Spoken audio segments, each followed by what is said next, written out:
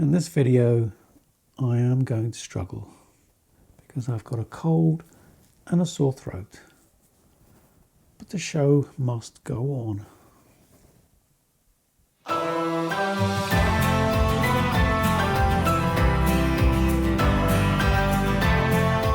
will apologise, I've got a cold. Throat's a bit croaky, but I'll do my best. So this Chinese Juniper here, it was started by a student of mine in about the 90s. She was a lovely young lady and she was doing quite well, but she lost interest in this tree. It wasn't going according to her plan, so she left it and I took it on. And I've done some work to it, obviously, over the years. It's got quite a nice shape now. I think what happened was this bit here was quite straight. It's changed quite a lot now, and I'll explain how I did that. But this was quite a straight, uninteresting part of the tree. And the style, or what she was working towards, it didn't kind of fit into that. So anyway, she lost interest. I took it on. And over the years, it's got quite a nice shape to it now. We've got some nice styling going on. And it needs some tweaking and obviously a bit of wiring and restyling and to bring out its full potential. Got a lot going on in the trunk. There's a lot here, a lot of character and texture, but it's all sort of a bit grubby. It needs a good clean up, so I'm going to do that first, and then we can see exactly what's going on in this area before we start to work out where the branches should be and things like that. So I'm going to get stuck into that now.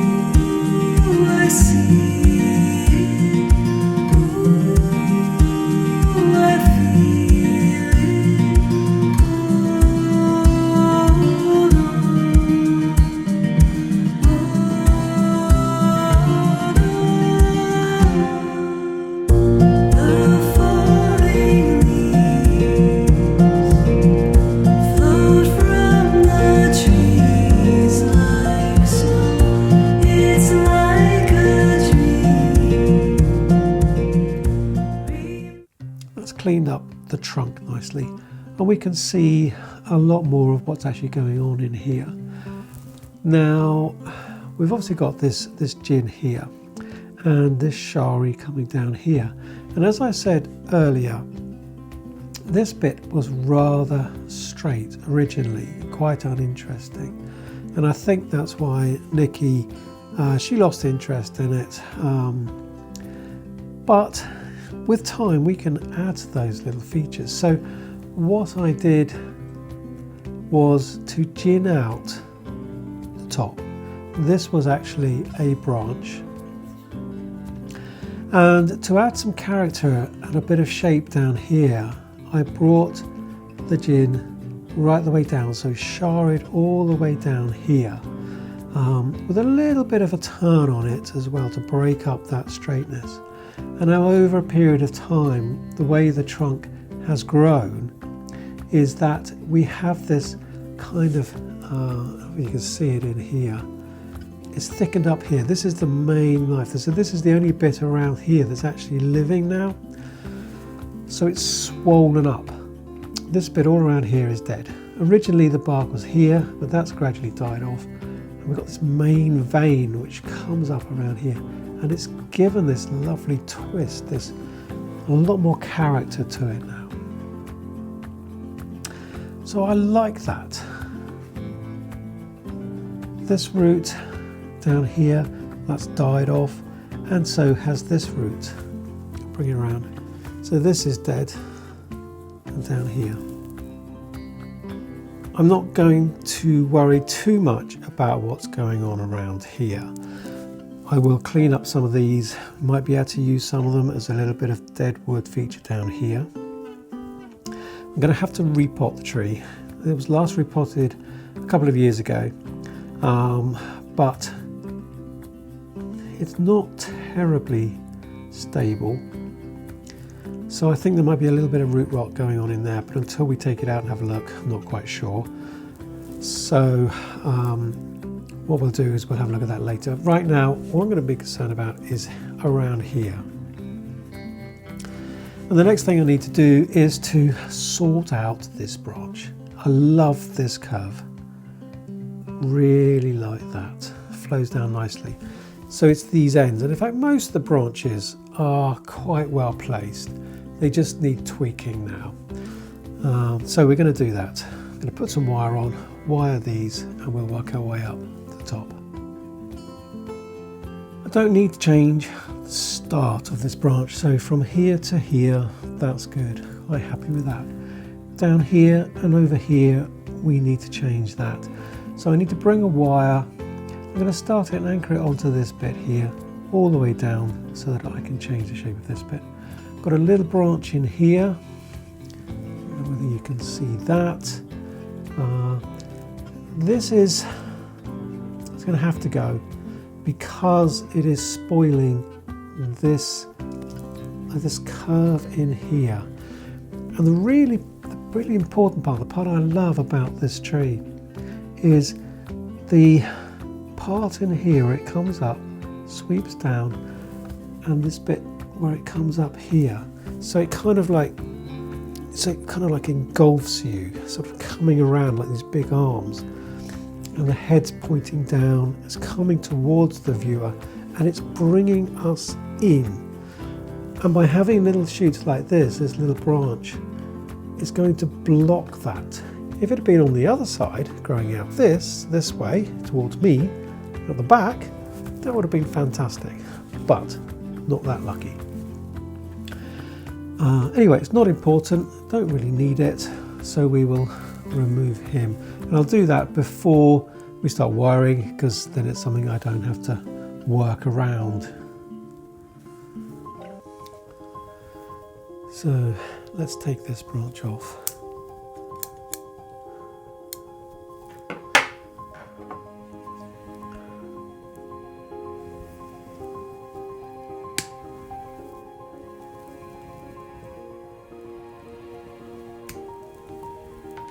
And although it seems like we've got quite a long stretch of branch here without any foliage on, not too worried about that because we've got foliage above it which will come around and cover this bit.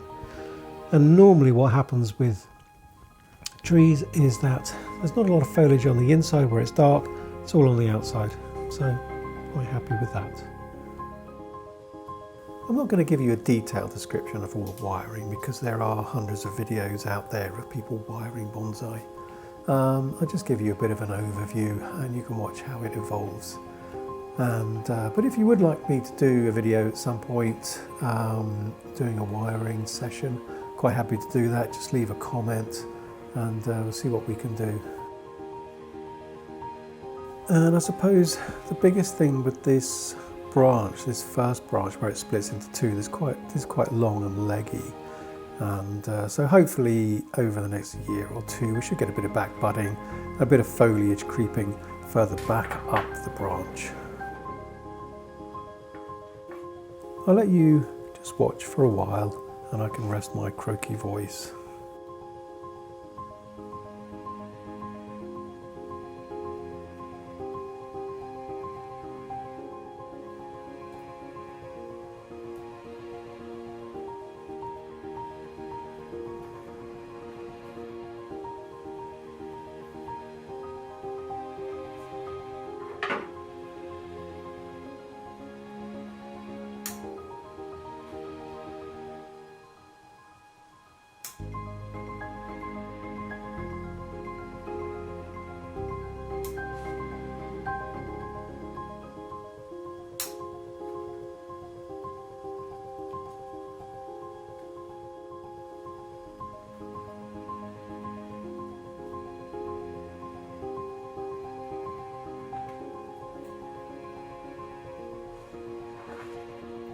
If I've got two branches coming from the same place that need the same size wire, what I tend to do is to use one longer piece of wire, enough to do both branches.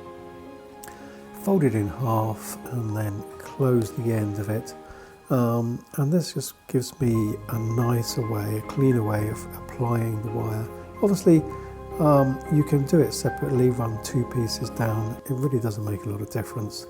This is just my preference.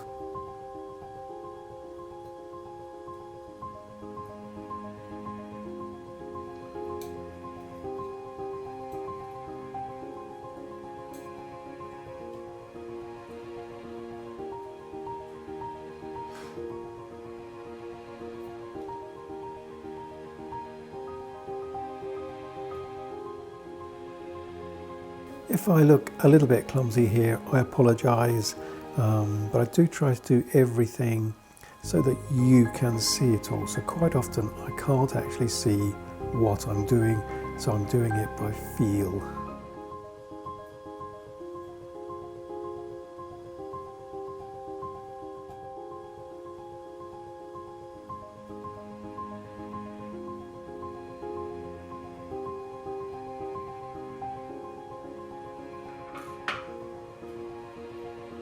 Just going to position these branches just roughly where they need to be at the moment.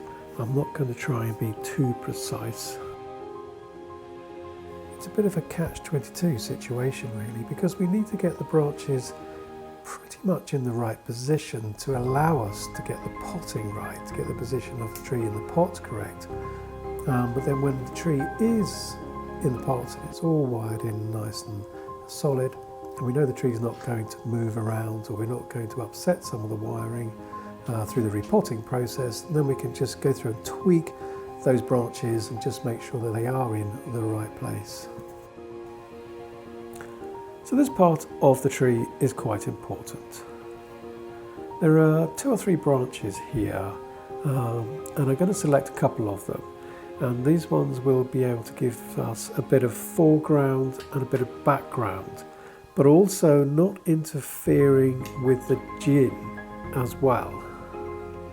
And you'll see what I mean sort of later on towards the end of the video. The spacing around the gin is quite important, so we don't want to crisscross that with branches, and we don't want to clutter up that lovely curve either.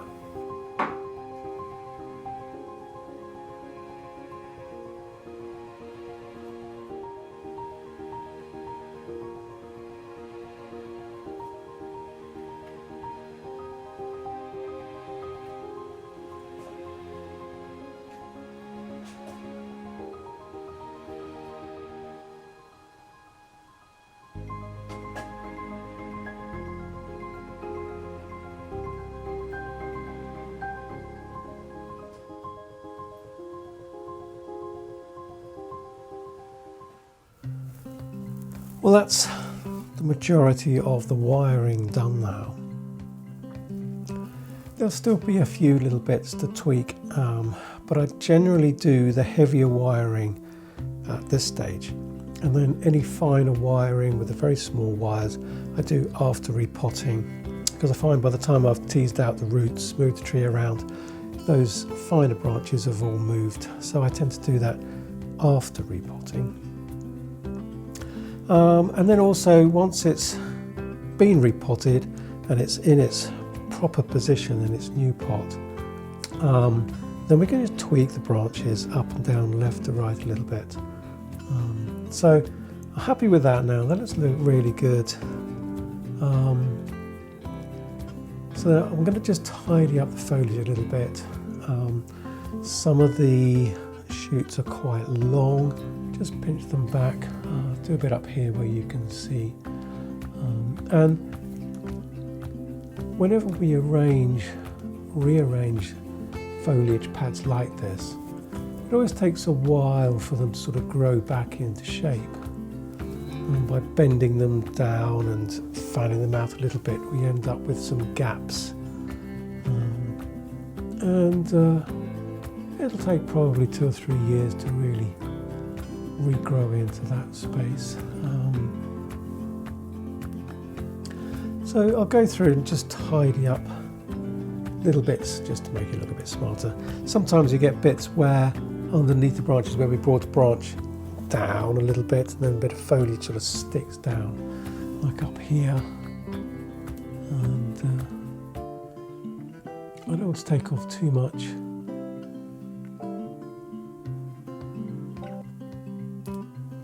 Mainly it's just finger and thumb stuff. We've got some little branches here. They're going to need tweaking a bit later on. It always makes quite a lot of difference, I find, when you clean up the underside of the branches, the foliage pad, so it's nice and clean underneath. And then gradually all the new foliage is on top. With most of the tidying up done now, there's a few little bits to tweak, but like I said, we'll do that after potting. Now's the time to take it out of its pot, have a look in there, see what the roots are doing, and give a little bit of a tease out. So let's have a go like that. I've already taken off the anchor wire. And,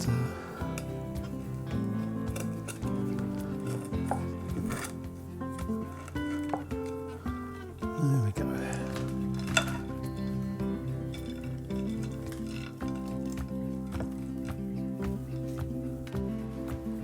The roots are actually very healthy.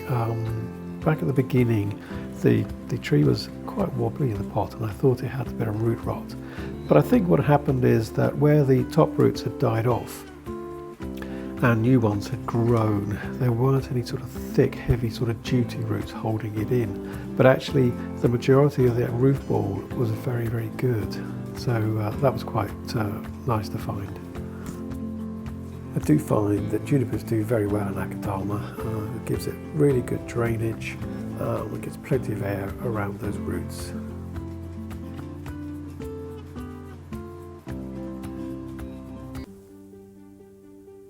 It gets to that point where you think, I really need to stop fiddling, pinching out little bits here, tweaking the branches. And you have to remember that there's next week, next month, next year, and an ongoing process. Well, I'm really pleased with the way it's come out. It's certainly not what I thought of. When I started the video, when I started working on the tree, I had no idea really where we would end up. And as I was working and we cleaned up around the trunk here, and all these little features started to come out, and it kind of spoke to me, and I thought, well, this is going to look really good. So this is why I created this little hilltop here, so that it gave the impression of time washing away, the wind blowing away the soil erosion around here to expose these roots. And over the years, they've gradually died off. There are new roots growing in here, and I'll give you some close-up shots. There's a lovely little hole in here, which is just a real bonus. That's lovely. I've added some moss just to give it that impression of a nice hill. Gradually the moss will grow all over. I will keep the moss away from the roots just to keep those roots shining through. And I think it looks lovely. I think it just looks like a lovely tree that's kind of, you know, battered with time, but still got that elegance and that beauty. And we have plenty of space in here, and the branches and the top of the tree lean forward. And I will try to give you some better views to show you how I feel it sort of draws us in, and the branches coming around. It's very difficult when you're seeing it all in 2 dimensions, and of course I see it in 3 dimensions. So I'll see if I can give you some better shots of that. And probably, you know, if we look forward in time, it could even be that this branch, because I'm not particularly keen on these 2 branches coming down. I quite like the idea of the pads here. And of course we'll get some back budding and maybe evolve some more pads around to thicken it out, so it could come right out very exaggerated. Or what we could do is basically maybe one day when this branch has got a bit bigger, we could gin this branch here, make it quite dramatic, and then that would give it a lot more age and character. So it could evolve in a couple of different ways, and a lot of that is just taste, and we'll see where that takes us, where we end up. And well, like I said, it's not, when I started the video, I didn't really have any ending in mind. I always let the tree take us there, and this is what I saw along the way. So I like all of this coming around. Here's the main vein, which actually starts in here and comes up around, and of course that will just keep getting thicker and bulkier in time, and adding to the character around here. So Nikki, if you are watching, no, you can't have it back.